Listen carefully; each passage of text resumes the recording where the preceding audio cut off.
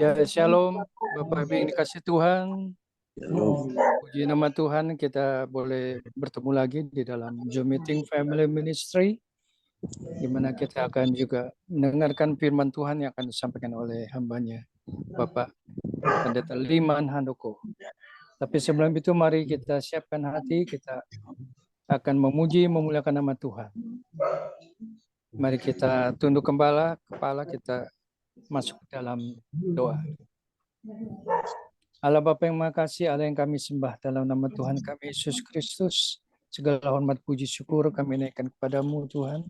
Karena pada sore menjelang malam hari ini kami boleh berkumpul kembali di dalam Zoom Meeting Family Ministry. Ya Tuhan, kiranya Engkau menyertai kami di dalam puji-pujian kami, agar supaya puji-pujian kami boleh menjadi dupa yang harum di hadapan-Mu, dan Engkau bertahta di atas puji-pujian kami. Sehingga banyak jiwa-jiwa yang boleh dikuatkan, yang lemah akan dikuatkan, yang sakit akan disembuhkan, dan yang berbeban berat akan dilepaskan. Terima kasih Tuhan, kami percaya Engkau hadir, dan Roh Kudus-Mu akan terus menyertai kami di dalam puji-pujian maupun di dalam penyampaian firman Tuhan nanti. Terima kasih Tuhan, kami siap untuk memuji, memuliakan nama-Mu.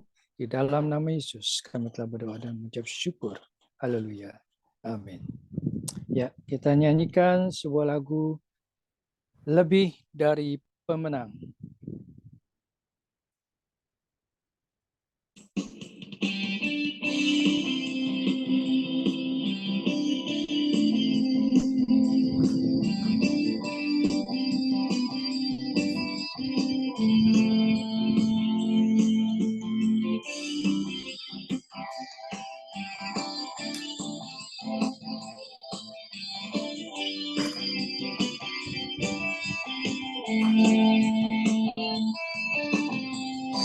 Lebih dari pemenang dalam segala perkara. Iblislah dikalahkan oleh kuasa darahnya. Jika Allah di pihak kita, siapa dapat melawan? Kita lebih dari pemenang. Haleluya. Kibarkanlah panjinya, Yesus Raja segala raja. Haleluya. Bangkitlah gerejanya, kita lebih dari pemenang.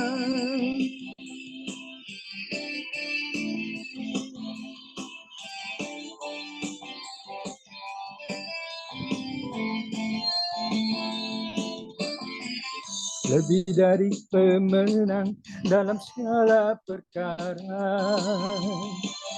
Iblislah dikalahkan oleh kuasa darahnya. Jika Allah di pihak kita, siapa dapat melawan? Kita lebih dari pemenang. Haleluya. Kibarkanlah panjinya, Yesus Raja segala raja. Haleluya. Bangkitlah gerejanya, kita lebih dari pemenang. Haleluya. Kibarkanlah panjinya, Yesus Raja segala raja. Haleluya. Bangkitlah gerejanya, kita lebih dari pemenang. Kita lebih dari pemenang. Kita lebih dari pemenang.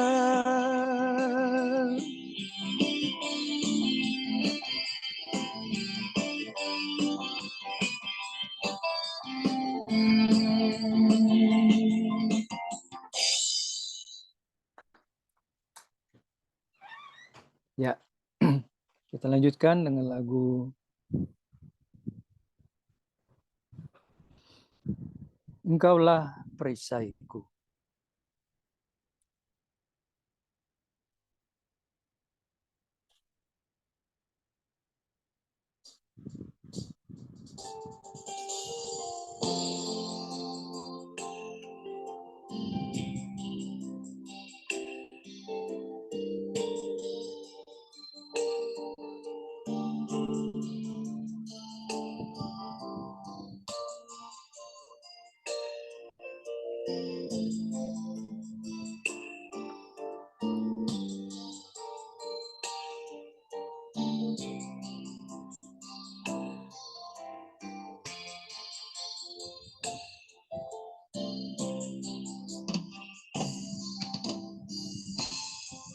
Engkaulah perisaiku saat badai hidup menerpaku. Janjimu di dalamku, pulihkan jiwaku, ku kan berdiri di tengah badai dengan kekuatan yang kau berikan. Sampai kapanpun ku kan bertahan, karena Yesus selalu menopang hidupku.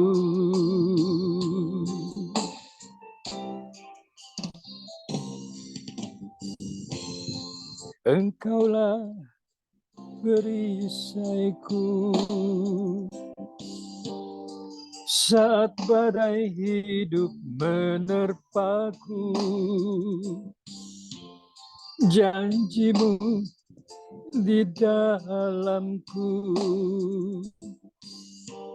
pulihkan jiwaku, ku kan berdiri di tengah badai dengan kekuatan yang kau berikan.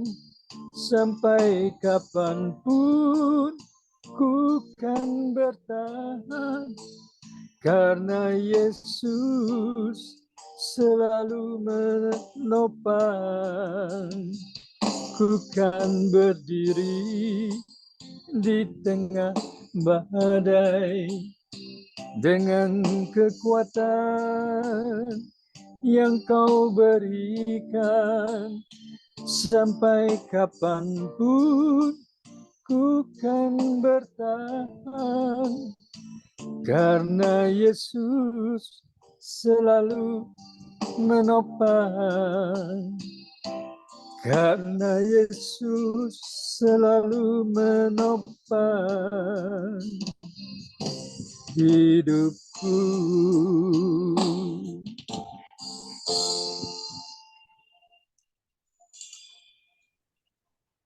Saya persilakan hambanya, Pak Hendra, ada untuk doa pembukaan.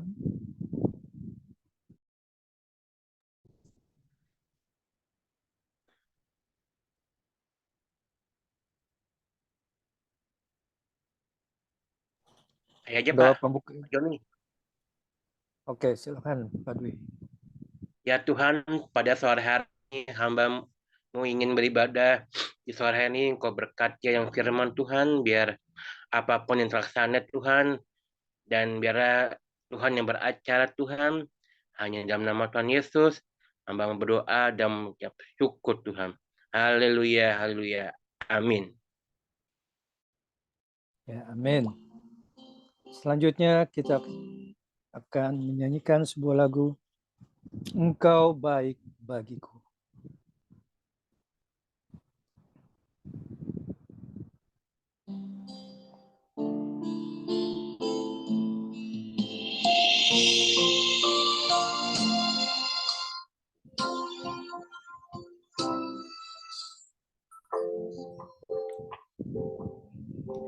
kasih yang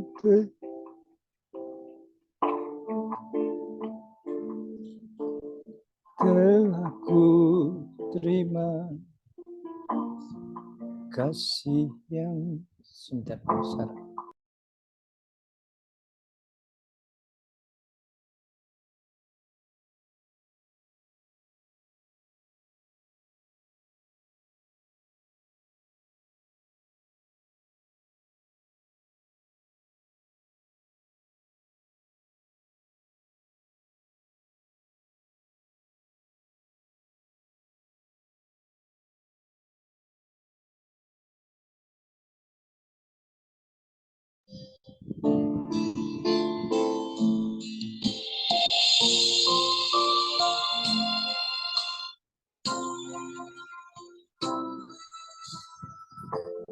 Kasih yang terindah telah ku terima, kasih yang terbesar darimu Yesus, bukan karena kebaikanku, bukan karena hebatku,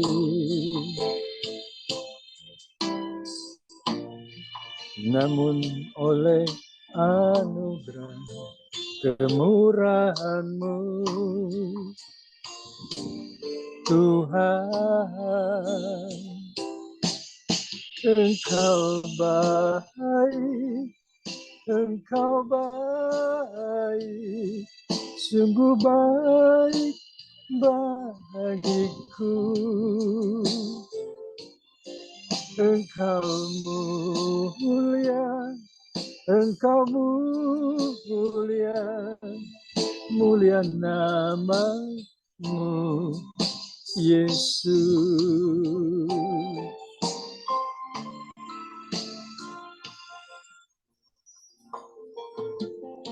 Kasih yang terindah telah ku terima, kasih yang terbesar darimu Yesus,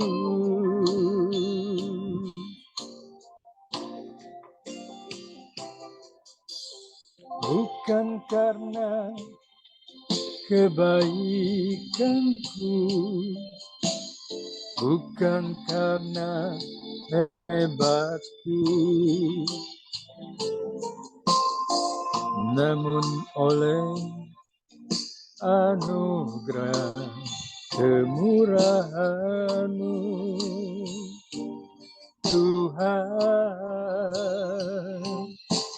Engkau baik, Engkau baik, sungguh baik bagiku.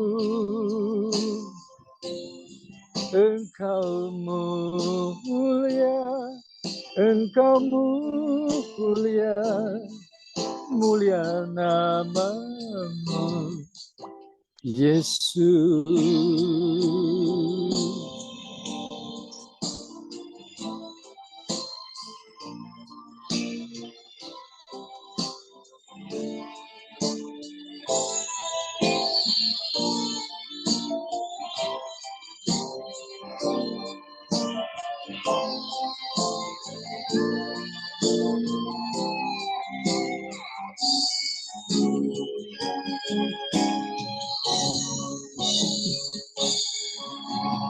Engkau baik, Engkau baik, sungguh baik bagiku.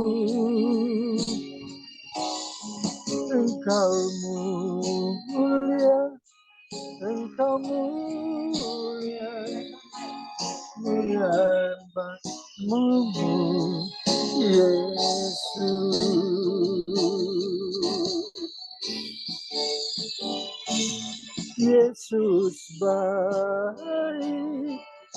Yesus baik, sungguh baik bagiku. Yesus mulia, Yesus mulia, mulia namamu. Yesus mulia namamu. Yesus, Engkau baik bagiku.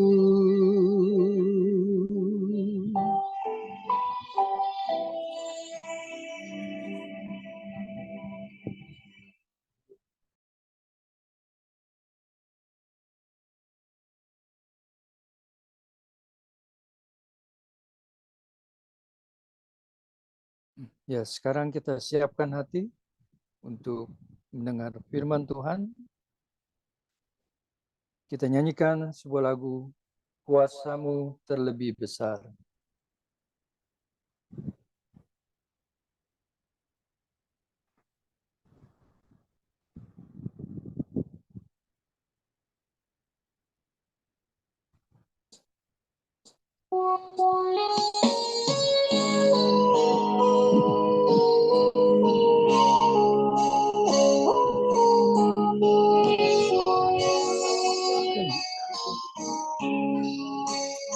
Kuasamu terlebih besar, Tuhanku terlebih besar, tak pernah terlambat janjimu ya Tuhan, menolong hidupku. Kuasamu terlebih besar, Tuhanku terlebih besar, tak pernah terlambat janjimu ya Tuhan, pulihkan hidupku.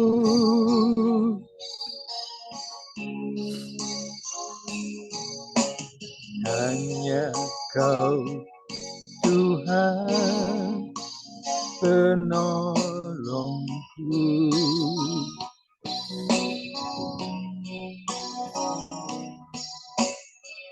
yang selalu setia bersamaku.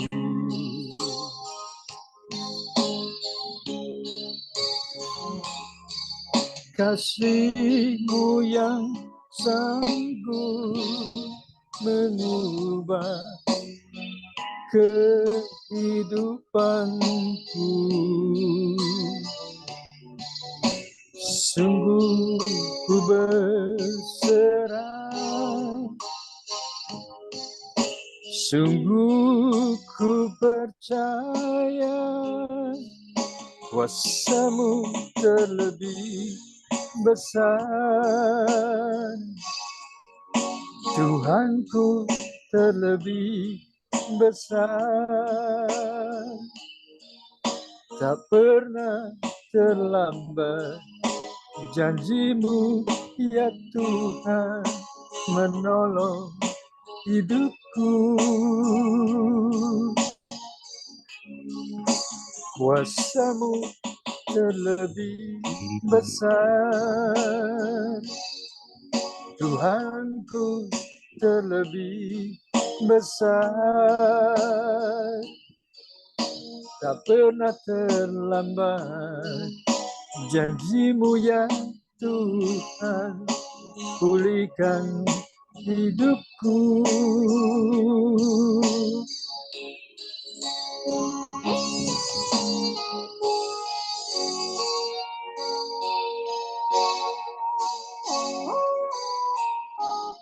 Kuasa-Mu terlebih besar, dan pertolongan-Mu tidak pernah terlambat.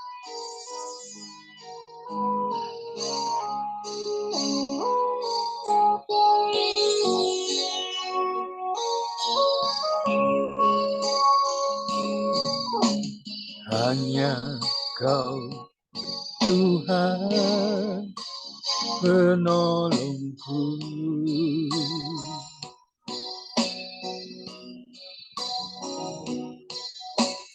yang selalu setia bersamaku.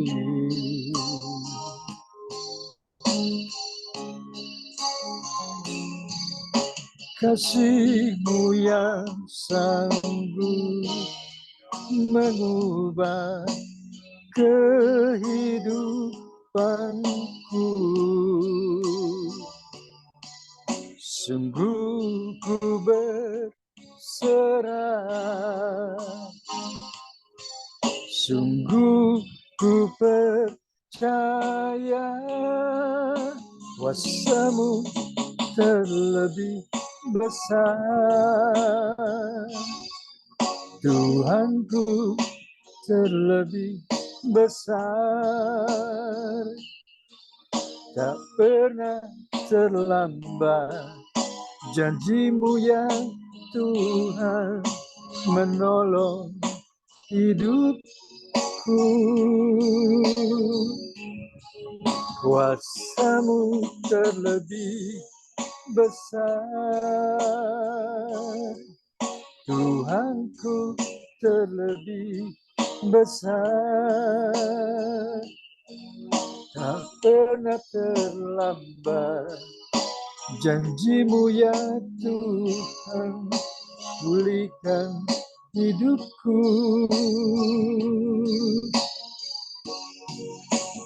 Ku percaya Kau bekerja mendatangkan kebaikan di hidupku. Ku percaya Kau bekerja mendatangkan kebaikan, mendatangkan kebaikan.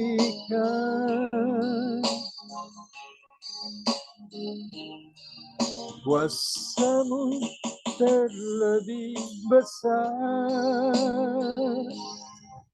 Tuhanku terlebih besar,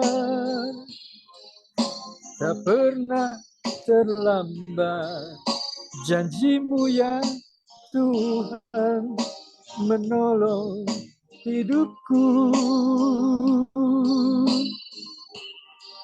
Kuasa-Mu terlebih besar, Tuhanku terlebih besar, tak pernah terlambat.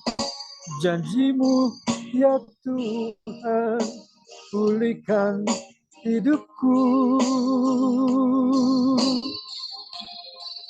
Tak pernah terlambat. Janji-Mu ya Tuhan pulihkan hidupku. Amin. Saya persilakan hambanya Pak Pendeta Liman untuk menyampaikan firman. Ya, silakan hambanya Pendeta Liman Handoko. Iya Pak, terima kasih Pak, Shalom. Terima kasih Pak Joni, apa puji-pujiannya. Terima kasih pada Pendeta Kominwan juga memberikan kesempatan pada saya untuk bisa menyampaikan firman Tuhan. Mari kita berdoa sebelum firman Tuhan diberitakan. Bapa di surga, terima kasih dan puji syukur. Jikalau sore ini Tuhan memberikan kesempatan pada hamba-Mu yang paling hina ini untuk bisa menyampaikan benih firman Tuhan. Roh Kudus, tolonglah hamba-Mu dengan segala keterbatasan kami, Engkau kuasai hati dan pikiran kami, kuasai konsentrasi kami, Sehingga apa kami sampaikan adalah kebenaran yang betul-betul datang dari Engkau sendiri ya Tuhan. Oleh Tuhan, Engkau tambahin, Engkau kurangi setiap kata-kata kami, sehingga apa kami sampaikan adalah kebenaran yang betul-betul bersumber dari Alkitab. Berkati anak-anak Tuhan, hamba Tuhan yang ada di Zoom ini, pada saat mendengarkan firman Tuhan, mereka betul-betul membuka hati dan pikirannya untuk menerima firman Tuhan dengan baik. Berkati wifi-nya, berkati listriknya, semuanya berjalan dengan baik, sehingga pemberitaan firman Tuhan dilakukan dari awal pertengahan hingga akhir dengan kuasa Tuhan. Terima kasih Bapak. Berfirmanlah, hamba siap untuk mendengarkan. Dalam nama Tuhan Yesus, hamba berdoa dan mengucapkan syukur. Yang percaya katakan, amin. Saudara, terima kasih pada sore ini saya akan membawakan satu tema yaitu berjudul lalang di antara gandum. Saudara, mari kita buka dalam kitab Matius 13, 24 sampai 30 dan kita sambung dengan 36 sampai 43. Saudara. Salah satu saya minta volunteer di sini untuk membacakan firman Tuhan. Matius 13, 24 sampai 30 disambung dengan 36 sampai 43. Saya minta siapa yang bisa membacakan firman ini secara cepat.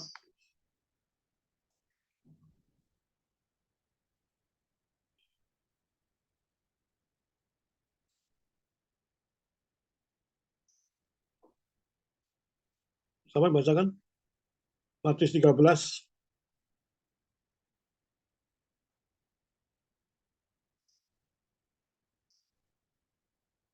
Pak Joni bisa bacakan firman Tuhan. Matius 13 ayat berapa, Pak? Matius 13, 24 sampai 30. Oh, 34 ya? 24 sampai 30, kita sambung 36 sampai 43 nantinya. Yesus pemahaman tentang lalang di antara gandum. Iya. Yesus membentangkan suatu perumpamaan lain lagi kepada mereka, katanya, hal kerajaan surga itu seumpama orang yang menaburkan benih yang baik di ladangnya. Tetapi pada tepat waktu mau tidur, musuhkan benih antara gandum itu lalu pergi. Ketika gandum itu tumbuh dan mulai berbulir, nampak jugalah ladang itu.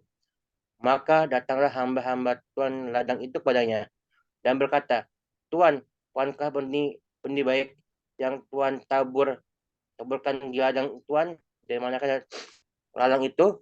Jawab Tuan itu, seorang musuh yang melakukannya. Lalu berkata hamba-hamba itu padanya, jadi maukah Tuhan supaya kamu pergi menjawab ladang itu? Tapi ia berkata, jangan, sebab mungkin gandum itu ikut tercabut pada waktu kamu menjabut ladang itu. Biarkanlah keduanya tumbuh bersama pada waktu penuai.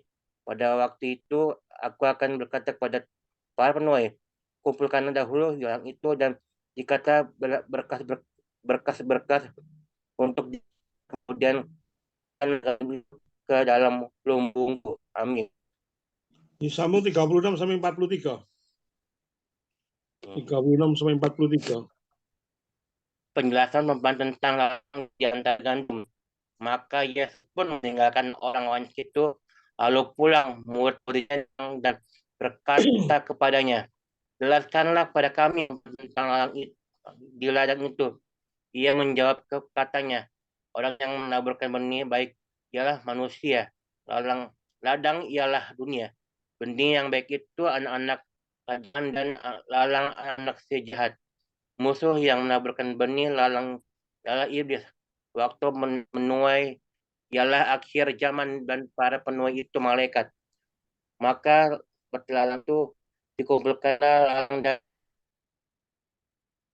juga pada akhir zaman. Anak manusia menyuruh malaikatnya dan mereka akan mengumpulkan segala sesuatu yang menyesatkan dan semua orang yang akan kejahatan dari dalam kerajaannya, semuanya itu semua dicangkan ke dalam api. Sanalah akan terdapat katakan itu dan bercahaya seperti matahari dalam kain apa mereka. Ia benar. Amin. Terima kasih Pak Dwi sudah membacakan firman Tuhan. Saudara, perumpamaan lalang dan gandum ini hanya ada di dalam kitab Matius, saudara. Kitab lainnya tidak ada. Dan yang lebih aneh lagi, di dalam perumpamaan ini, tiba-tiba di tengah-tengah penjelasan muncul Matius 13:31 sampai 35, perumpamaan itu berbeda lagi, perumpamaan tentang biji sawi dan ragi. Saudara. Tapi dalam ayat 36 disambung lagi mengenai penjelasan mengenai ladang dan gandum pada waktu murid-muridnya bertanya apa arti perumpamaan itu. Saudara. Saudara, pada sore ini kita membahas 4 hal atau 5 hal yang kita bicarakan terkait khotbah. Saudara. Saya akan menjelaskan satu persatu apa arti ayat per ayat. Saudara. Saya akan berkhotbah secara eksposisi dan juga ada contoh-contoh yang lain, saudara. Yang pertama kita nanti akan membahas siapa yang memproduksi gandum. Saudara. Siapa yang memproduksi lalang. Saudara. Itu yang pertama kita akan bicarakan secara detail nantinya. Yang kedua kita akan bicara lalang itu mirip dengan gandum. Saudara. Kemiripannya apa menjadi mirip antara dan gandum nanti kita bahas. Yang ketiga bagaimana, saudara, walaupun dia mirip tapi tidak sama, dan bagaimana cara membedakan, saudara, antara lalang dengan gandum, saudara. Itu juga nanti akan saya jelaskan, saudara. Yang keempat, bagaimana akhir hidupnya lalang dan gandum itu, saudara. Dan saudara seperti ketahui, yang kelima, akhir khotbah saya, setiap kali saya khotbah itu mesti ada makna apa yang kita ambil daripada khotbah-khotbah yang saya terapkan di dalam lalang dan gandum, saudara. Saudara, perlu kita perhatikan lalang itu, gandum itu berarti anak-anak Tuhan. Saya akan menjelaskan dulu, gandum itu anak-anak Tuhan, lalang itu adalah anak-anak iblis, saudara. Itu yang dimaksud gandum dan lalang, saudara. Saudara, mari kita bahas satu persatu perikop di atas, saudara. Yang pertama, siapa memproduksi gandum, saudara? Saudara, di ayat 37, saudara baca secara jelas bahwa Yesuslah, atau anak manusia lah sebagai penabur gandum, saudara, atau menanam gandum, saudara, atau memproduksi gandum, saudara. Dan bagaimana, saudara, caranya Yesus menanamkan gandum, saudara? Saudara perlu ketahui, pada waktu Yesus naik ke surga, ia tetap di dalam kondisi sebagai nabi, saudara. Sehingga ia tetap bisa memberitakan firman Tuhan, walaupun ada caranya yang memberitakan firman Tuhan itu melalui Roh Kudus. Kalau baca di dalam Yohanes, saudara, setiap saya memberitakan kebenaran firman Tuhan, saya pasti ada back dengan Alkitab, saudara. Sehingga saudara bisa catat sendiri, saudara. Bagaimana Yesus memberitakan firman Tuhan, yaitu satu melalui Roh Kudus. Saudara baca di Yohanes 16 ayat 13 sampai 14, saudara. Dan juga kedua melalui hamba-hamba Tuhan yang dipakai, saudara. Lukas 10 ayat 16, saudara. Saudara, caranya produksi, bagaimana caranya Yesus memproduksi gandum, saudara. Maksud saya cara menghasilkan orang-orang Kristen yang sejati, saudara. Tidak ada lain adalah dengan pemberitaan Injil, saudara. Yesus pada waktu naik ke surga, dia memberikan amanat agung pada setiap manusia, beritakanlah Injil. Saudara. Itu yang mencetak hamba-hamba Tuhan, orang-orang Kristen sejati. Saudara. Dan Yesus itu menyuruh manusia, saudara, yang dipakai oleh Tuhan untuk memberitakan Injil, bukan malaikat. Saudara. Seperti kemarin Pak Raffles mengatakan, saya tanya, bukan malaikat karena Yesus datang ke dunia untuk menebus dosa manusia, bukan dosa malaikat. Saudara. Walaupun secara hierarki, malaikat lebih tinggi daripada manusia. Saudara. Tapi pada waktu menciptakan manusia, dia berfirman, biarlah serupa dan segambar dengan kita.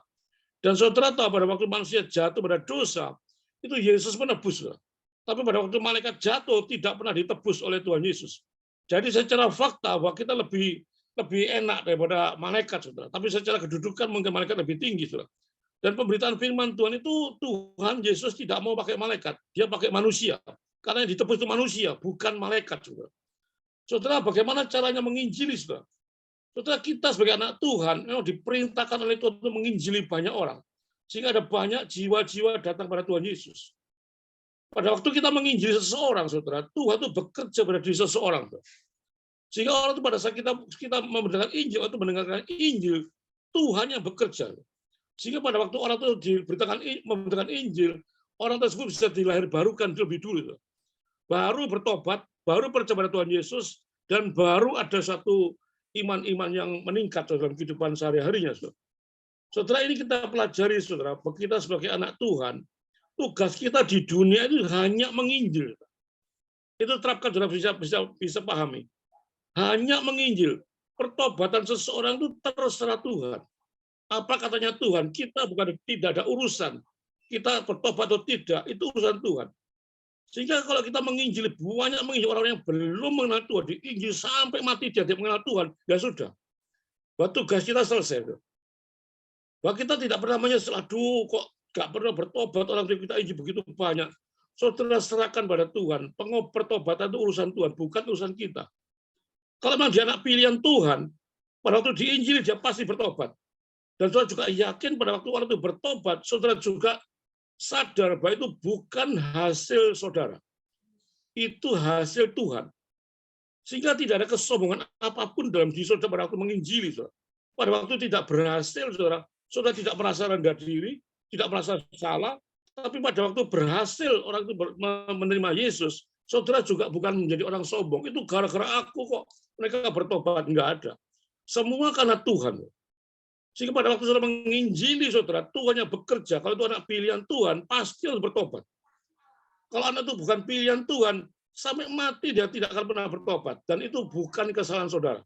Jadi yang pertama kami jelaskan bahwa penginjilan itu harus dilakukan seperti itu. Sehingga saudara tidak ada beban sama sekali. Saudara. Pada waktu tidak ada kesombongan dan tidak ada suatu hal yang salah. Saudara, siapa yang memproduksi lalang? Saudara? Tadi saya jelaskan siapa yang memproduksi gandum adalah Tuhan Yesus. Sekarang siapa yang memproduksi lalang? Saudara? Jelas dikatakan setan, saudara. Lawannya pada Tuhan, itu iblis yang memproduksi lalang. Dan bagaimana caranya setan memproduksi lalang, saudara?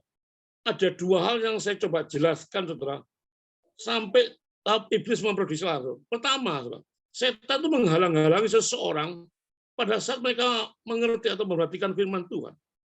Sehingga setan paling tidak senang pada waktu orang memperhatikan firman Tuhan. Pasti dia punya cara untuk menghalangi seseorang. Sehingga orang tidak mengerti firman Tuhan. Dia apa-apa, dinasihati apa, dikasih pengetahuan apa, tidak mengerti firman Tuhan. Karena bakal iblis yang menghalangi itu. Kenapa orang-orang Yahudi sampai sekarang tidak percaya pada Tuhan Yesus? Karena di selaputnya itu ada iblis yang menghalangi dia untuk percaya pada Tuhan Yesus. Itu cara setan. Dia menghalang-halangi. Kedua, saudara, bukan hanya menghalang-halangi, saudara, tapi setan memberikan ajaran sesat di dalam gereja. Sehingga setan menyelewengkan seseorang, Injil diselewengkan demikian rupa, saudara. Sehingga di dalam gereja pun setan bekerja luar biasa untuk menyelewengkan Injil, saudara. Saudara, saya akan memberikan contoh dua aliran yang ekstrim. Saya coba memberikan contoh bagaimana setan itu memberikan satu ajaran sesat di dalam satu gereja. Yang pertama itu banyak terjadi di kalangan Protestan liberal, saudara. Yang saya banyak jelaskan, saudara. Orang-orang Kristen liberal itu, saudara, seringkali tidak percaya pada Tuhan Yesus. Saudara. Mereka hanya mengandalkan otaknya saja. Apa yang diberitakan oleh firman Tuhan, kalau tidak sepadan dengan otaknya, tidak masuk akal, orang liberal tidak pernah percaya itu firman Tuhan. Dia tidak percaya pada mujizat. Saudara. Misalnya Yesus berjalan di atas air. Yesus memberikan makan 5.000 orang. Dia tidak percaya hal itu. Saudara. Karena dalam logika akal mereka, bagaimana sih mungkin orang memberikan makan 4.000 orang? Bagaimana Yesus berjalan di atas air? Dan mereka tidak pernah percayakan hal itu. Saudara. Dan lagi, saudara, ajaran mereka liberal yang saya tahu sendiri, saudara, karena dulu saya mencoba juga berkhotbah mengenai perbandingan antara Kristen liberal dengan Kristen fundamentalis. Saudara. Orang-orang liberal itu tidak percaya Yesus sebagai satu-satunya Tuhan dan Juru Selamat. Saudara. Mereka mengatakan ada banyak jalan menuju ke Roma tadi. Selain pada Tuhan Yesus ada banyak orang menuju ke surga. Dia tidak percaya bahwa Yesus satu-satunya Tuhan dan Juru Selamat. Dia mengatakan tidak mungkin orang Kristen eksklusif. Bagaimana dengan orang-orang lain yang tidak percaya pada Tuhan Yesus, kata dia, kan kasihan. Itu ajarannya dia, saudara. Sehingga mereka pada waktu di gerejanya dia, saudara, yang saya sudah kunjungi, saudara, seringkali mereka mengadakan social gospel, saudara, seperti halnya Lion Club atau seperti lainnya. Mereka hanya memberikan secara etika, saudara. Khotbah-khotbahnya itu banyak menyangkut etika. Mereka mengatakan dengan etika, dengan perbuatan baik, cukuplah kita menginjili seseorang. Sehingga pada waktu memberikan hadiah-hadiah pada seseorang, berkunjung ke panti asuhan, berkunjung ke mana jana-jana, dia sekedar memberikan hadiah-hadiah. Tapi tanpa ada penginjilan. Dari semula saya alami pada waktu saya mengunjungi orang bencana alam. Saya sama-sama dengan orang liberalis. Pada waktu saya menginjili, dia tidak mau. Yang penting kan pemberiannya dia. Diberi ya sudah. Tidak usah pakai menginjil. Itulah ciri khas orang liberal. Itu mengadakan social gospel, saudara. Demikian juga kebalikannya, saudara. Di dalam gereja-gereja ada banyak orang karismatik ekstrim, saudara. Bukan saya anti karismatik, ya. Saya katakan karismatik yang ekstrim. Jangan dipedot karismatik yang ekstrim. Mereka memberitakan Yesus, mereka memberikan Injil. Tapi seringkali saya katakan Injil itu diselewengkan. Bukan ditekankan Yesus sebagai juru selamat. Bukan ditekankan Yesus sebagai korban disalib untuk menebus dosa manusia.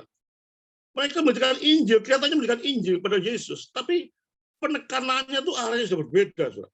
Seringkali mereka memberitakan Yesus sebagai pemberita, penyembuh, sebagai dokter, sebagai ikut Tuhan semuanya beres, tidak ada masalah ikut Tuhan, sehingga Injil itu diselewengkan. Saudara. Betul-betul Yesusnya tidak tekankan sebagai juru selamat dan satu Tuhan dan juru selamat. Mereka menekankan sebagai apa? Sebagai dokter, penyakit bisa sembuh, setan bisa diusir, macam-macam, saudara. Sehingga ada penyelewengan Injil di sana, saudara. Dikatakan hal-hal ini yang membuat ada istilah kasar, ada suatu teologi kemakmuran, saudara. Kalau ikut Tuhan kaya, ikut Tuhan beres semua, sehingga Yesusnya tidak ditekankan. Yang ditekankan itu cuma hadiah-hadiahnya, efek-efeknya saja. Sehingga mereka kadang-kadang menghadapi satu masalah, menghadapi satu problem yang begitu berat, mereka lupa, saudara, pada Tuhan Yesus. Mereka itu Injil diberitakan dengan cara itu, saudara. Sehingga saya yakin bahwa kesembuhan itu tidak mempertobatkan seseorang. Contohnya 10 orang kusta, saudara. Hanya satu yang bertobat, saudara. Mujizat belum tentu mempertobatkan seseorang, saudara. Kenapa orang-orang karismatik SD memberitakan firman, memberikan kesembuhan pada seseorang? Kenapa tidak dibarengi oleh Injil? Itu seringkali terjadi seperti itu, saudara. Dan saya bukan memfitnah. Saya memang sudah berkunjung ke juga di gereja-gereja karismatik. Mereka menekankan hal-hal itu. Saudara. Pokoknya sembuh, pokoknya beres, pokoknya semuanya bisa terselesaikan, ya sudah. Mereka seringkali tidak. Bukan saya katakan semua. Sebagian saya lihat ada banyak seperti itu. Saudara. Mereka hanya memberitakan Injil sebagai Yesus penyembuh. Mereka tidak memberitakan Injil secara serius, saudara. Bahwa Yesus sebagai satu-satunya juru selamat. Mereka tidak percaya pada Tuhan Yesus, saudara, mereka masuk neraka, yang percaya masuk ke surga. Seringkali ditekankan. Yang ketiga, saudara, pekerjaan setan lalang, yaitu menekankan keselamatan karena perbuatan baik. Saudara. Mereka bukan menekankan Yesus sebagai Tuhan dengan iman, tapi plus perbuatan baik. Saudara. Saudara baca Kisah Rasul 15 ayat 1-2, saudara, di dalam Kisah Rasul 1-2, mereka satu doktrin yang sudah dikuasai bahwa hanya percaya pada Tuhan Yesuslah kita selamat. Saudara. Tapi ada orang lain menyatakan dengan sunat, ditambah perbuatan baik untuk masuk ke surga. Ini penyelewengan Injil, saudara. Saudara-saudara tidak mungkin saudara selamat karena iman plus perbuatan baik. Iman hanya iman yang percaya pada Tuhan Yesus nanti dibuktikan dengan perbuatan baik. Bukan perbuatan baik tidak ada andil sama sekali untuk keselamatan. Dan ini ditekankan oleh banyak orang karena kita harus berbuat baik. Kalau kita tidak berbuat baik, tidak mungkin masuk surga. Itu kesalahan-kesalahan fatal. Saudara. Kita percaya hanya iman. Setelah kita punya iman, Yesus masuk, Roh Kudus masuk dalam diri kita, setelah kita percaya pada Tuhan Yesus, baru ada perbuatan baik. Harus ada perbuatan baik. Bukan iman plus perbuatan baik. Karena perbuatan baik itu tidak ada apa-apanya, saudara. Dan di dalam Galatia, saudara, ini terjadi, saudara. Mengapa kamu sabar? Katanya Paulus marah pada orang-orang di Galatia. Pada waktu saya tinggalkan, saya mendengar kenapa kamu sabar saja pada Injil yang lain diberitakan di Galatia, saudara. Ada sunat, ada legalisme yang orang Yahudi berikan. Kamu bukan hanya selamat dengan iman, tapi dengan sunat, dengan baptisan, dengan macam-macam hal dilegalkan semuanya, sehingga bukannya iman. Dan itu ditentang oleh Paulus, saudara. Dan inilah pekerjaan setan yang sering menghalang-halang kita percaya pada Tuhan Yesus. Saudara.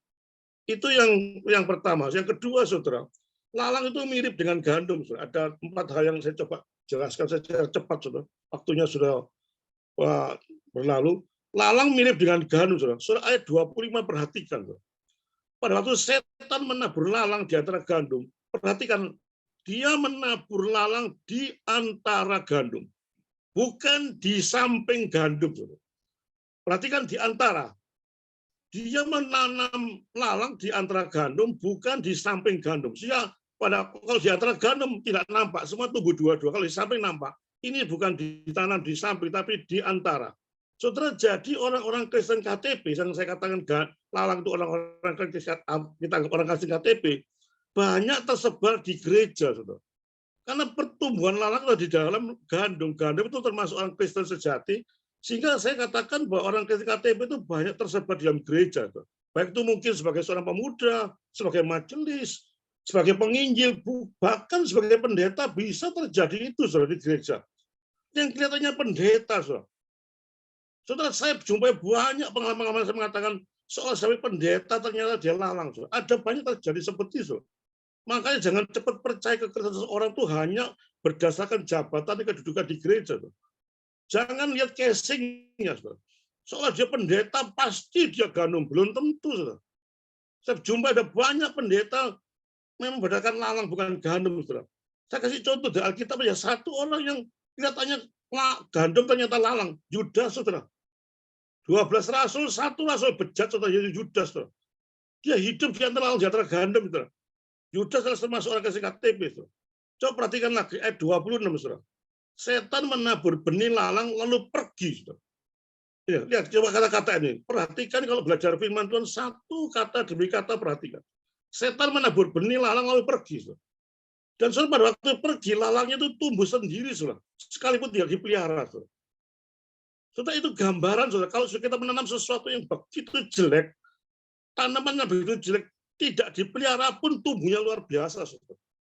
Saudara lihat tanaman kenceng gondok atau lalang itu, tidak ada yang nanam pun tumbuh. Saudara. Rumah saya kemarin di aspal, saudara, 2-3 hari lalu muncul rumput-rumput kecil tumbuh di tengah-tengah aspal. Tidak ada yang melihara. Saudara. Itu gambaran betapa kalau ada tanaman yang jelek atau sifat yang jelek, itu cepatnya menjalannya luar biasa, tampak dipelihara, ditinggal pergi sama setan pun kejatuhan munculnya luar biasa. Saudara. Itu gambaran setan. Coba kalau kita nanam tanaman yang baik, misalnya sudah tanam anggur atau tanam anggrek, waduh, tiap hari disirami, tiap hari dikasih pupuk, macam-macam untuk menghasilkan yang baik. Sulitnya luar biasa. Dan itu pun kadang-kadang kalau sudah kita berbuat sesuatu yang baik, hasilnya pun kadang-kadang nggak enak. Itu gambaran kita. Menunjukkan bahwa ajaran sesat itu munculnya itu luar biasa dan tumbuhnya luar biasa dan berkembangnya luar biasa. Karena setan menang ditinggal pergi pun tumbuh. Kalau pengajaran-ajaran yang benar, saudara, sulit sekali mati orang menemukan ajaran benar. Saya berhadapan dengan orang yang betul-betul tegar tengkuknya luar biasa, dikasih suatu ajaran yang benar, tetap tidak terima. Saya menandakan apa, saudara? Manusia begitu rusak dan bejat total, saudara. Sebenarnya satu keadaan zaman sekarang, saudara, ada banyak orang tidak menerima ajaran-ajaran yang baik, saudara. Dan saya katakan semua pada saudara semua, saudara, ajaran sesat itu munculnya zaman akhir ini, saudara. Begitu luar biasanya, luar biasa berkembangnya. Saya yakin ajaran yang benar pasti minoritas. Pasti minoritas. Kenapa saya katakan minoritas? Kan memang ini adalah fakta di akhir zaman, saudara. Manusia cenderungnya pada dosa. So, mari kita baca dalam 2 Timotius 4 ayat 3-4. Saudara. 2 Timotius 4 ya. Saya baca supaya cepat, saudara. 2 Timotius 4 ayat 3-4. Saudara. 2 Timotius 4 ayat 3 dan 4. Coba kita baca ya. Karena akan datang waktunya, orang tidak dapat lagi menerima ajaran sehat, tetapi mereka mengumpulkan guru-guru menurut kehendaknya untuk memuaskan keinginan telinganya. Mereka memalingkan telinganya dari kebenaran dan membukakan bagi dongeng. Saudara, itulah nubuat daripada Alkitab 2 Timotius 4. Akhir zaman ada banyak nabi palsu muncul dan orang senang ke arah situ, saudara. Ada dongeng, ada hal yang spektakuler, ada mujizat yang luar biasa, senang yang luar biasa. Dan itu berkembang. Ajaran-ajaran yang benar, menegur dosa, membuat kita betul-betul nggak laku sama sekali, saudara. Gereja-gereja model demikian, saudara. Gereja-gereja yang spektakuler, lakunya luar biasa, dan ajaran sesat itu munculnya luar biasa zaman-zaman sekarang, saudara. Coba saudara perhatikan saksi Yehova. Itu tumbuhnya luar biasa. Di Surabaya itu tumbuhnya banyak gereja muncul saksi-saksi Yehova. Gereja-gereja yang spektakuler munculnya luar biasa. Di Surabaya, terutama yang saya soroti, saya orang Surabaya, banyak gereja-gereja munculnya dengan ajaran-ajaran yang tidak karu-karuan. Kemarin saya diajak teman saya, Pak Liman, ayo pergi ke gereja di daerah Kertajaya itu hebat, pendetanya hebat. Hebat apanya? Itu pendetanya pinter nubuat. Pinter meramal seseorang untuk masa depannya. Sehingga ada banyak orang datang ke sana berbondong-bondong ingin diramal. Ingin dibuatkan bukan Injilnya, bukan pengajaran, tapi mereka ada spektakuler seperti itu, mereka berbondong-bondong datang. Itu zaman sekarang. Saudara, ayat 26, saudara kita baca ya, gandum dan lalang itu tumbuh bersama-sama. Saudara. Dalam gereja pasti ada lalang di antara gandum. Saudara.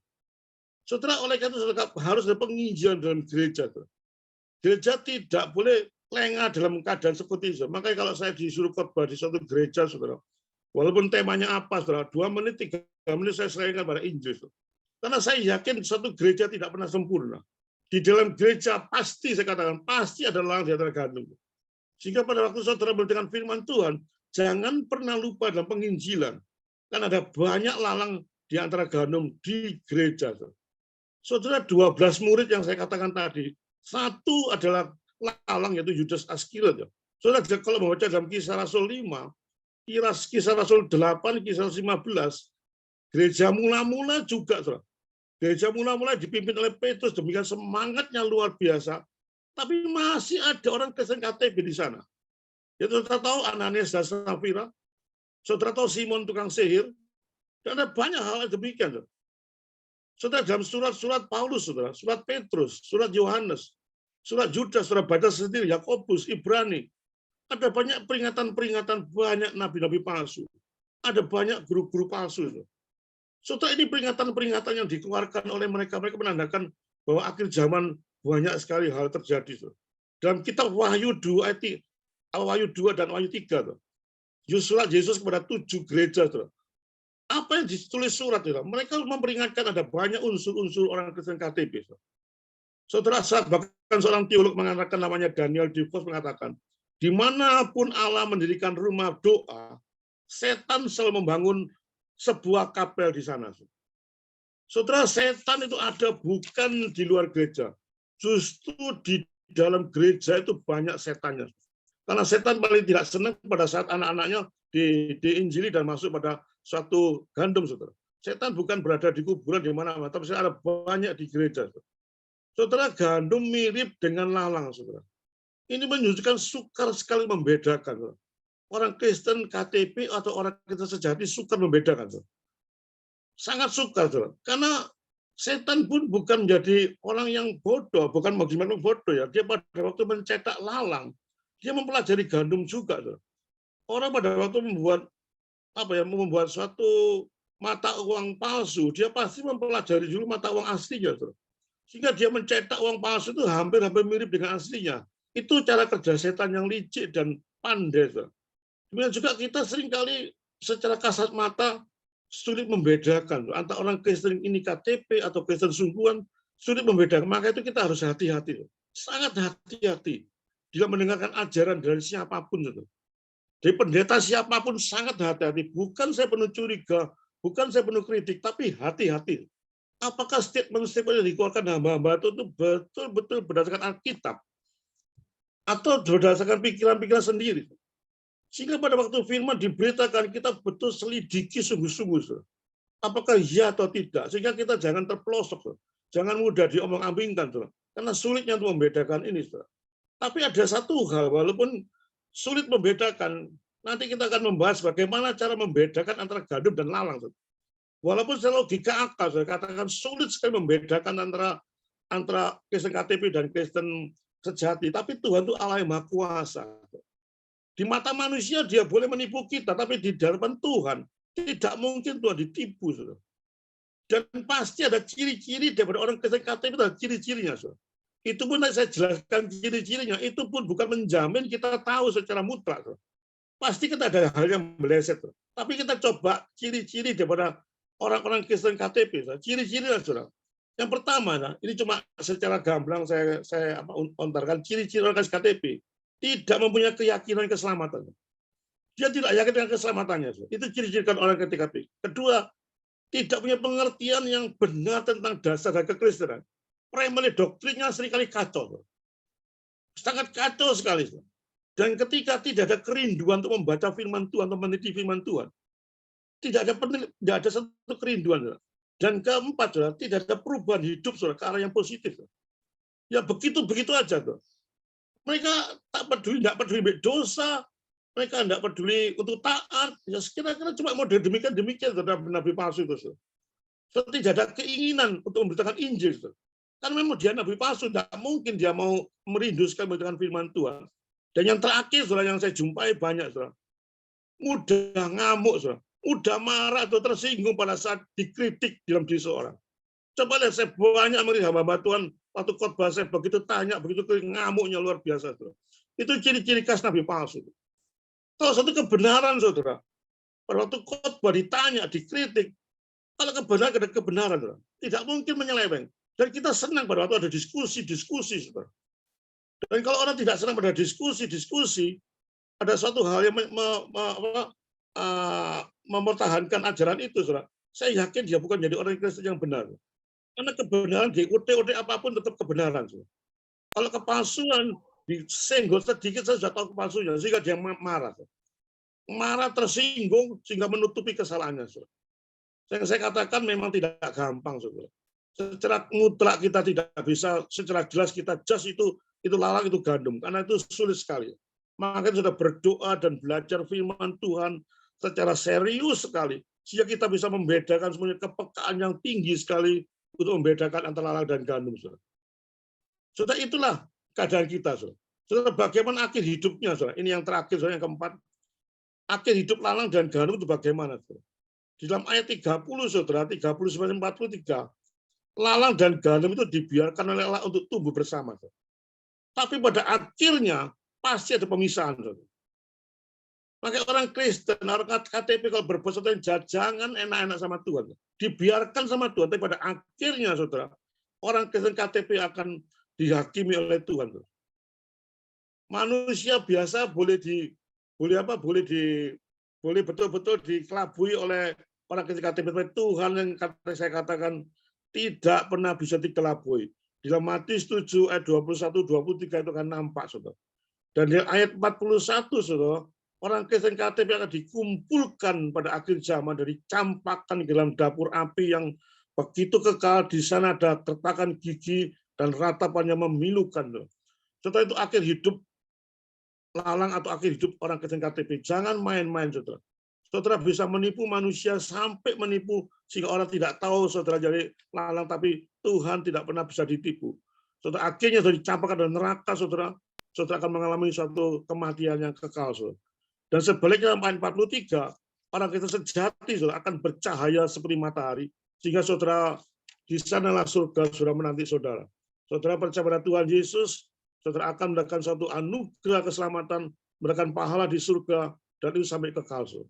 Saudara tidak percaya pada Tuhan Yesus, walaupun secara kasat mata saudara seorang pendeta, kalau saudara menjadi seorang lalang, saudara neraka yang menanti kehidupan saudara kalau terjadi itu, saudara. Makanya saudara periksa diri saudara secara serius, saudara, betul-betul saudara bertobat sungguh-sungguh dan terima Yesus sebagai Tuhan dan Juru Selamat secara serius, saudara. Saudara, makna apa yang kita ambil pada khotbah ini, saudara, sebagai akhir khotbah saya supaya cepat, nanti bisa ada tanya jawab lebih luas lagi, saudara. Saudara, saran saya pertama adalah bertobatlah, saudara, sebelum semuanya terlambat. Saudara. Ada waktunya, saudara, diberi kesempatan oleh Tuhan untuk bertobat. Tapi ada waktunya pada waktu pintu ditutup, saudara bertobat dengan cara apapun, Tuhan sudah dikatakan sudah selesai. Saudara, tidak ada kesempatan. Saudara. Yang kedua, saudara, banyak berdoa dan banyak belajar firman Tuhan dengan serius, saudara. Sehingga saudara tidak mudah diomong-ambingkan oleh beberapa pengajaran yang saat ini munculnya tidak karu-karu, saudara. Dengan adanya YouTube ini, saudara, ada pengajaran benar, ada pengajaran yang tidak benar muncul di mana-mana. Pak saudara tidak menjadi orang yang banyak belajar firman Tuhan, saudara tidak punya satu sensitif, saudara. Tidak punya satu kepekaan untuk menilai apakah ini benar atau salah. Saudara. Tidak ada resep lebih manjur untuk menilai salah atau benar. Selain saudara bersandar kepada Tuhan, saudara banyak belajar firman Tuhan, dan terus mempunyai hubungan yang serius dengan Tuhan. Saudara, biarlah firman Tuhan menjadikan suatu kehidupan saudara saya makin peka, saudara. Saudara makin tahu hati-hati, akhir-akhir zaman banyak muncul lalang di antara gandum. Saudara. Dan memang secara kasat mata, semua orang tidak tahu, semua orang banyak ditipu, saudara. Tapi pada kenyataannya, saudara, Tuhan tidak pernah ditipu. Saudara. Ada banyak penipuan-penipuan terjadi, saudara. Saya lihat kemarin ada seorang hamba Tuhan, bukan hamba Tuhan, majelis, begitu baik setengah mati, begitu supel setengah mati, begitu luar biasa hebatnya pengajarnya. Pada waktu dia mati, saudara, ternyata dia mempunyai istri 3 atau 4. Saya rasa dia ada seorang lalang. Dia tergandum. Dan orang semua tidak tahu. Casingnya begitu luar biasa baiknya dan hebatnya. sehingga mereka menutupi dengan begitu hebatnya sehingga semua tidak tahu. Tapi pada akhirnya, saudara, semua tidak akan pernah bisa ditutupi karena saudara berhadapan dengan Sang Pencipta saudara itu berat Tuhan Yesus Kristus. Bila firman itu menjadi kekuatan bagi saudara, menjadi peringatan-peringatan bagi saudara, memang tidak enak khotbah saya penuh dengan teguran-teguran, tapi itu membuat satu kekekalan, bukan dengan satu yang tidak. Terima kasih, firman Tuhan bila menjadi kekuatan bagi saudara saya. Amin. Mari kita tutup dalam doa. Bapa di surga, terima kasih dan puji syukur hamba-Mu sudah memberitakan kebenaran firman Tuhan, lalang di antara gandum. Biarlah kami introspeksi pada diri kami masing-masing, dan betul-betul mau bertobat dengan serius bagaimana menerima Yesus Kristus sebagai satu-satunya Tuhan dan Juru Selamat, menancap pada hati dan pikiran yang terdalam. Berkatilah anak-anak Tuhan yang ada di Zoom ini Tuhan, dengan kebenaran firman Tuhan, mereka sungguh-sungguh mengenal Engkau, sungguh-sungguh mempunyai hubungan yang indah dengan Tuhan. Berkatilah Tuhan, Zoom ini Tuhan, semuanya bisa berjalan dengan baik, juga nanti pada tanya jawabnya atau sharingnya, bisa membawa suatu kenikmatan, membawa suatu kekalahan dalam kehidupan kami sebagai anak Tuhan. Terima kasih Bapak. Di dalam nama Tuhan Yesus, saya berdoa dan mengucapkan syukur. Amin.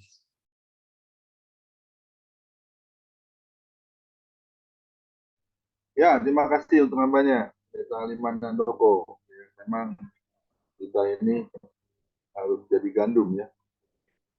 Kadang kita juga kalau saya nanam pohon ya, pasti ada ilalang ya yang tumbuh rumput-rumput ya.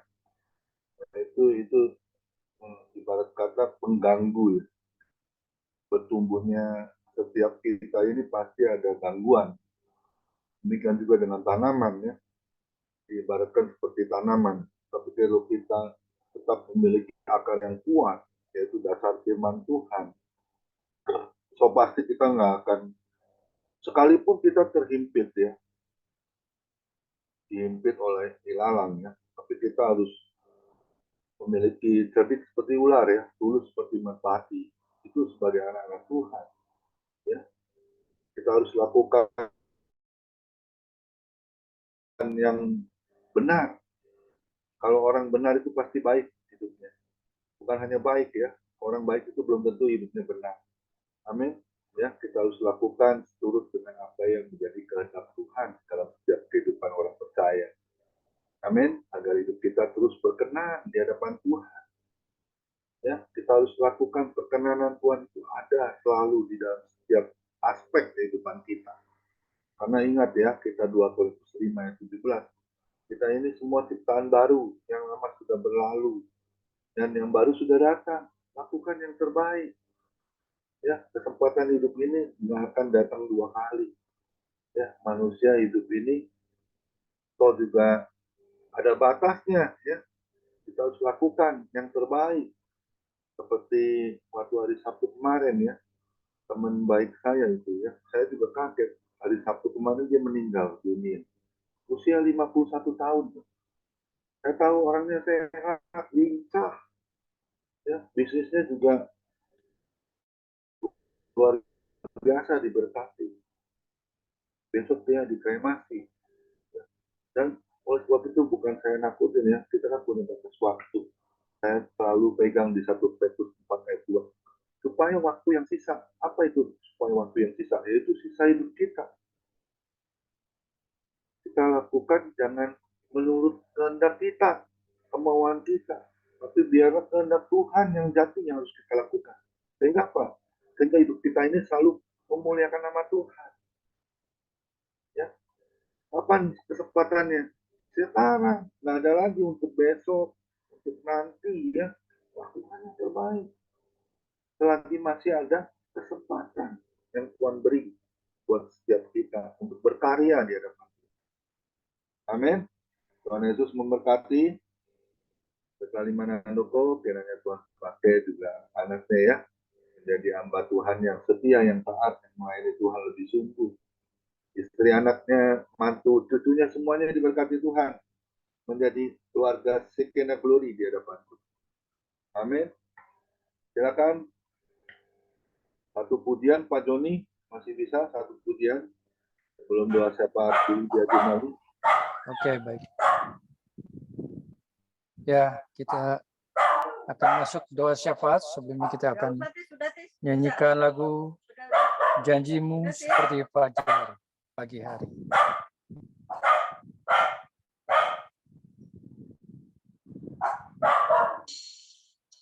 Mungkin kasih makan.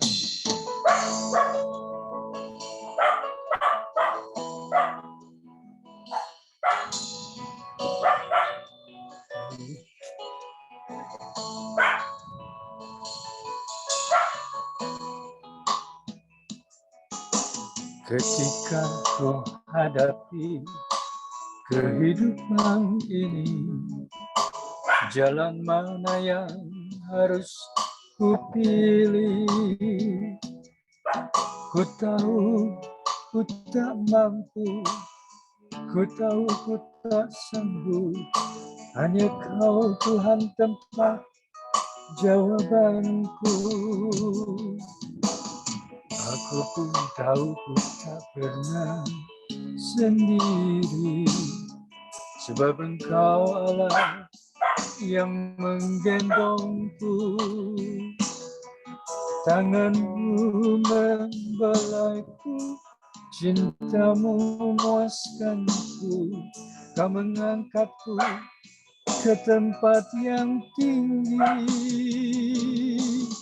Janjimu seperti fajar pagi hari, dan tiada pernah terlambat bersinar.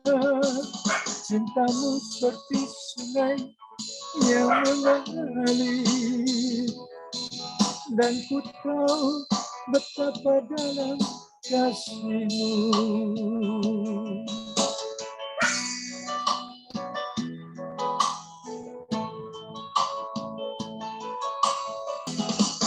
Janjimu seperti fajar pagi hari,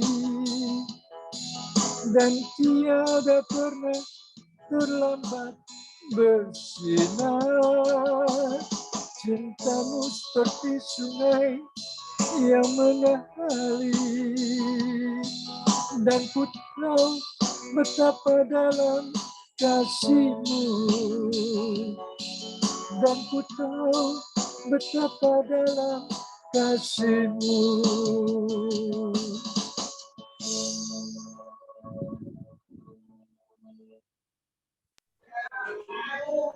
Silakan Bu Lydia, doa syafaat.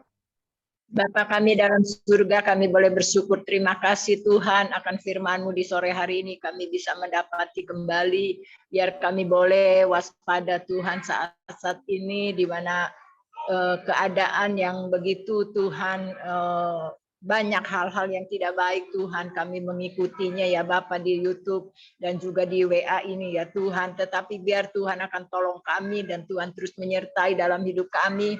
Kami juga boleh memilih Tuhan dan juga hati-hati dalam hidup ini. Sebagaimana firman-Mu tadi mengatakan bahwa lalang dan gandum dan lalang Tuhan harus hati-hati. Sebab itu biarlah kami boleh menjadi berkat, menjadi gandum-gandum yang bisa berguna Tuhan untuk dipakai untuk di ladang-Mu ya Bapa, untuk memuliakan, untuk meninggikan nama-Mu. Biar kuasa Tuhan menyertai, menolong dan campur tangan Tuhan. Terima kasih Bapa. Kami juga doakan buat Bapak Pendeta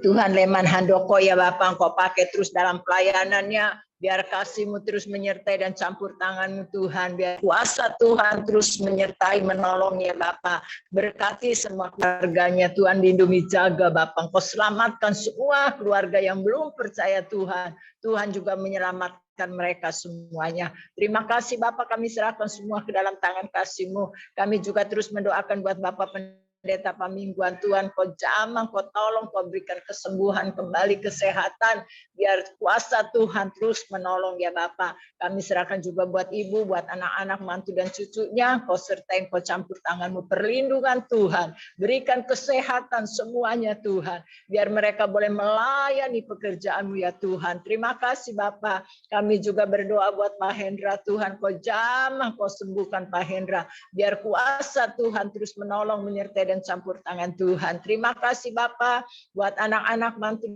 dan cucunya, tolong semuanya. Buat ibu juga tolong Tuhan, kau sertai, kau campur tangan-Mu ya Bapa.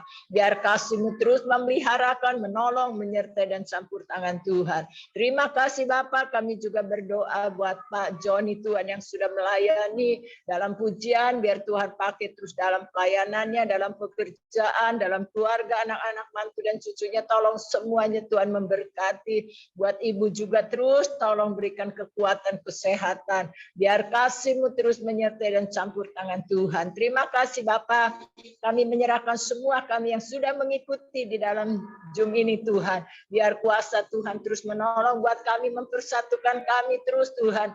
Untuk saling kami, untuk duduk sama-sama diam di bawah kaki-Mu, menikmati berkat-berkat Tuhan yang tidak bisa diambil oleh siapapun juga Tuhan. Karena berkat-berkat ilahi ini yang kami yang dapat memilikinya dan kami dapat menerimanya ya Tuhan. Sebab itu mari Tuhan tolong semuanya, berikan kami tetap kesetiaan untuk bisa mengikuti setiap sore ya Bapa. Bahkan yang tidak datang juga Tuhan tolong. Mungkin mereka ada pelayanan, ada keperluan yang lain. Tuhan pimpin, Tuhan tolong, Tuhan sertai, campur tangan Tuhan. Berikan semua kesehatan, berikan semuanya perlindungan, kuasa Tuhan terus menolong menyertainya ya Bapa. Terima kasih, kami serahkan semuanya ke dalam tangan kasih-Mu. Kami juga berdoa kembali buat hamba-hamba-Mu Tuhan, Kau pakai dalam pelayanan mereka semuanya. Berikan hikmat Tuhan yang daripada-Mu. Biar kuasa Tuhan terus mereka memberitakan kebenaran daripada firman-Mu ya Bapa. Dan juga kepada anak-anak-Mu, mereka boleh kuat imannya, mereka boleh melayani pekerjaan Tuhan, boleh menjadi saksi, menjadi terang, membawa kabar keselamatan kepada keluarga dan kepada semua orang Tuhan. Sebab itu kami serahkan semuanya ke dalam tangan kasih-Mu. Biar tangan Tuhan terus menolong, menyertai dan campur tangan Tuhan. Terima kasih Bapak, kami serahkan bangsa negara kami, biar Tuhan tolong semuanya. Pilkada yang tahun depan Tuhan tolong, biar semua berjalan dengan baik dengan pimpinan yang daripada Tuhan. Terima kasih Bapak, inilah doa dan permohonan kami. Segala puji dan hormat syukur hanya bagi nama Tuhan. Yang sakit Tuhan jamah kami semuanya. Berikan kami kesembuhan, kesehatan kembali ya Bapak. Terima kasih Bapak, segala puji hormat syukur hanya bagi nama Tuhan. Di dalam nama Yesus kami sudah berdoa. Haleluya. Amin. Mari kita angkat kedua tangan kita terima berkat yang datangnya dari Tuhan Yesus Kristus. Tuhan Yesus Kristus adalah kekuatan dan perisaiku kepada mula kami semua percaya. Tuhan Yesus memberkati engkau dan Tuhan Yesus melindungi engkau. Tuhan Yesus menyinari engkau dengan wajahnya dan memberi engkau kasih karunia. Dan Tuhan Yesus menghadapkan wajahnya kepada kita semua yang hadir, Bapak Ibu, diberinya damai sejahtera. Kiranya Tuhan Yesus memberkati kesehatan Bapak, Ibu, anak, mantu, cucu, semuanya dalam perlindungan Tuhan Yesus yang sempurna. Yang sakit malam ini juga Tuhan Yesus sembuhkan secara ajaib dan sempurna. Dan juga kiranya Tuhan Yesus memberkati pekerjaan Bapak, Ibu, anak, mantu, cucu. Apapun yang dilakukan tangan kami semua, selalu dibuatnya berhasil dan beruntung di dalam nama Tuhan Yesus. Dan juga kiranya Tuhan Yesus memberkati pelayanan Bapak, Ibu, anak, mantu, cucu. Semuanya menjadi upaya harum di hadapan Tuhan. Perkenanan Tuhan selalu ada. Hati Tuhan Yesus disenangkan oleh pelayanan Bapak Ibu. Nama Tuhan Yesus ditinggikan, dipermuliakan, dan diagungkan. Sampai Tuhan Yesus datang di awan-awan yang permai. Untuk kita orang-orang yang saleh, yang sudah diberkati firman Tuhan. Sama-sama kita setuju katakan, amin. Tuhan Yesus memberkati kita semua. Silakan Pak Dodi Menak. Untuk bincang-bincang boleh dibantu. Tuhan Yesus memberkati.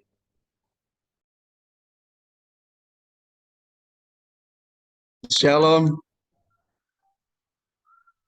Ya. Shalom. Ya, shalom. Ya. Pak Dodi, bisa Ya. bantu kita. Tuhan Yesus memberkati. Saya baru, ya nggak apa-apa. Tapi saya dengarkan khotbah tadi Terima kasih. sambil di jalan dan luar biasa ada 4 poin peringatan yang tadi Pak Liman sampaikan.